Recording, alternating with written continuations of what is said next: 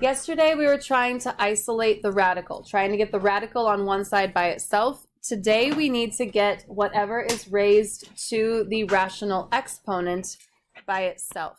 And the biggest thing you need to know in number 1 is that the 2 and the x to the 3 halves are separate. That is 2 times x to the 3 halves. So how do we get rid of that 2? We divide by 2. So we have x to the 3 halves equals 125. Okay. Now, we're kind of going to do a little side note over here. If I take something like 3 halves and multiply it by 2/3, what do we get? 1. We get 1. This is 6 over 6, which is 1. What's the relationship between 3 halves and 2/3? They're split. 2/3 is the reciprocal of 3 halves. It's the flipped version of the fraction. So we are going to raise both sides to the reciprocal because when there's parentheses, you multiply the exponents. So we're going to end up multiplying 3 halves and 2/3, which will make the left side be x to the first power, or just plain x. Okay, now we do need to think about what raising to the 2/3 really means. Because the bottom number is a 3, this is a third root. When it's a third root, we're good. We don't have to worry about any positives or negatives. We just do this. So in the calculator, 125, and I would strongly recommend parentheses around the 125, raised to the parentheses 2 divided by 3, close your parentheses. If you are doing this on a scientific calculator, I would advise against using the ABC button. I would do parentheses 125, close your parentheses, raised to the parentheses 2 divided by 3, close your parentheses, and then hit enter. Don't use the fraction key for 2/3, use parentheses and the division key. It just seems to work better in the scientific calculators because they tend to be not very smart and they tend to think, oh my gosh, I can't do this, this is too hard. So it's just better. So 125 raised to the 2/3, we should get 25. Yeah. Now, yesterday I tried to show you when do we need to check for extraneous solutions. Once even. And if you look back at this original problem, what type of root is happening in this original problem?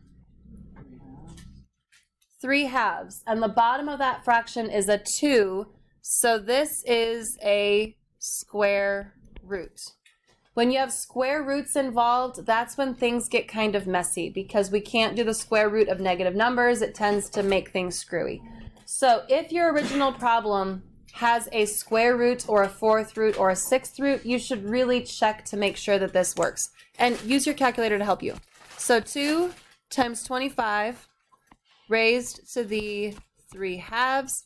Once you get in the habit of typing this into your calculator, it will be pretty easy to check. So I plug it in, it does indeed give me 250, so I know that x equals 25 is a good answer.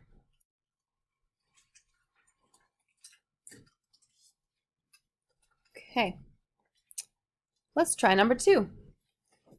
What do you think we need to do first in number 2? Get rid of the 3s, so divide by 3. So we have x to the 4/3 equals 81. Now to get rid of that exponent of 4/3, we raise both sides to the reciprocal. Okay.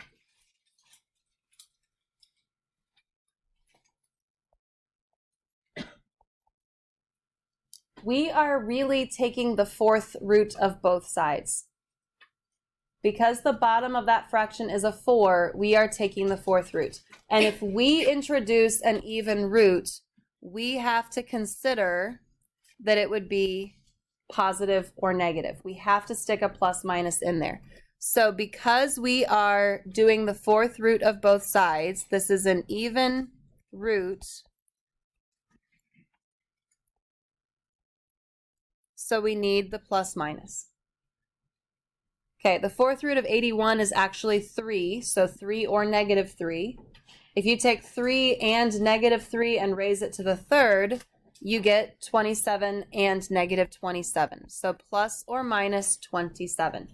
And you can do 81 raised to the 3/4 in your calculator, and it will tell you 27. You just have to remember that it's positive 27 and negative 27 because we took the fourth root of both sides. So the kicker here is we did a fourth root on both sides, so we need a plus minus in front of that answer. Notice in comparison, on the previous problem, we did a third root. That is odd, so we don't need the plus or minus. So there's the little comparison between those two problems. Okay, now go back to the original problem. Does the original problem have an even root? The original problem has an odd root, so we don't really need to check these answers. Plus and minus 27 are going to be our answer.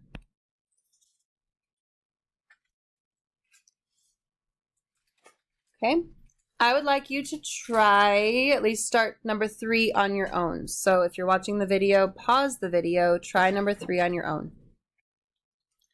All right, so we isolate the x to the 1/4. Get that by itself by dividing by 2.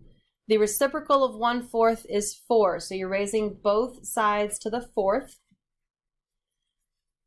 This is plain old 4. It's actually 4 over 1. So we are not doing an even root. We don't have to worry about the plus minus. We just have x equals 256. Now, if you look back at the original problem does have an even root.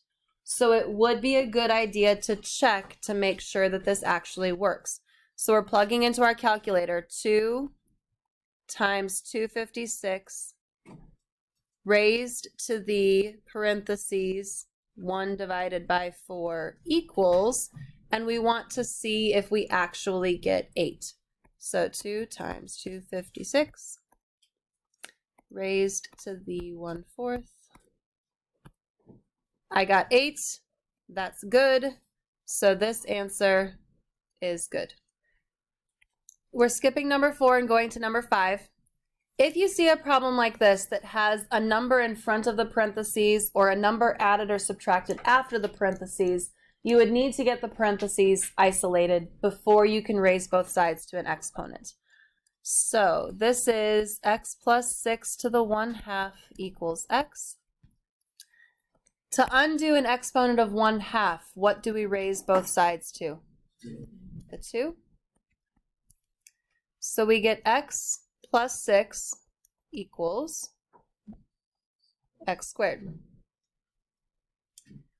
When we have x squared and x in the same equation, we have to get one side equal to 0 so that we can factor and solve.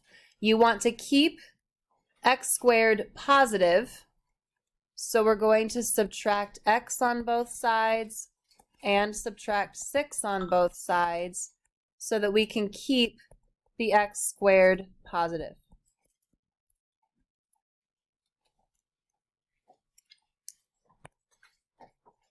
Okay. We are looking for two numbers that multiply to give us -6 and add up to -1. 2 and -3. So our factored form is x plus 2, x minus 3.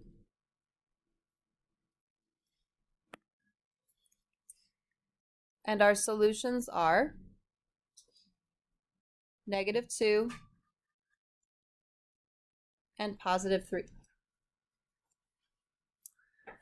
Okay, so not only does our original problem have an even root in it, we also have 2 answers. Anytime you get 2 answers, the likelihood that one of them is going to be extraneous is really high. So it is definitely worth checking these answers. Now this one's a little bit screwy because there's an X on the right side. So we're going to plug -2 in right here and right here. So we are going to do -2 plus 6 raised to the 1/2, and we're going to see if it does indeed equal -2. So let's plug that in. -2 plus 6 raised to the 1/2. When I plug this left side into the calculator, it tells me that it's +2 and it's -2 on the right. Some of you might also notice, hey, this raising to the 1/2, that's a square root. The square root of stuff can't equal a negative number. There's something wrong here. This is an extraneous solution. Then we try it with the 3. 3 plus 6 raised to the 1/2. We want to make sure that that actually equals 3. 3 plus 6 raised to the 1/2. Some of you can do that math in your head. 3 does equal 3, so that solution is fine. Okay, since I have a few extra minutes on the video, I do want to recap this a little bit. There's a couple of weird things about today. The first one is when you raise both sides to an exponent, you have to consider, are you doing an even root or an odd root? In number 1, we were doing a third root, so we don't need a plus minus. In number 2, we were doing a fourth root, which means we needed the plus minus. If your original problem has an even root, like in number 1, check your answers. If your problem has an odd root, like in number 2, you don't really need to check your answers. If your problem ends up with 2 possible solutions, you should check your answers. Does that kind of sum up everything from today? Okay. You have an online assignment that is 5 problems. Really, only 3 of them are problems that you have to solve and do and select the answers. Then there's 2 problems that are called error analysis. So they did the problem incorrectly, and you have to figure out what they did wrong. And it's a multiple choice, so pick which of the things that they have listed did they do incorrectly.